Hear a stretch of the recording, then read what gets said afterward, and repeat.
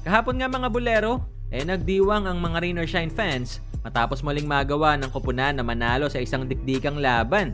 Kung saan dyan, kanila namang pinatumba ang Meralco sa score na 85-83. Pero sa kabila ng victory, sa isang panayam kay Coach Cheng, mukhang di pa rin sobrang satisfied si Yao on this win. So, it's not a really nice game to watch. No? Low scoring, maraming mga messy plays. But ang importante, na-limit namin sila sa 36% field goal shooting. No? That's way below, I think, their usual average. No? 36% lang total field goal nila. So it became a defensive game. And just finding ways to win. Yung last game namin, parang ganito rin eh. Importante manalo lang, importante makahanap ka lang ng paraan.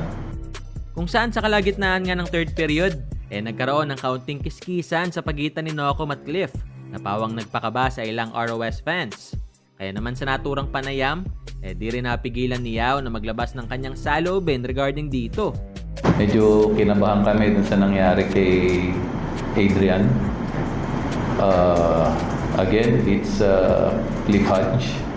Dami ng ganong insidente ni Cliff Hodge. He's the dirtiest player in the league, I think, and dapat siguro tingnan ng liga yan. He's a danger to the other players in the game. So his record speaks for itself.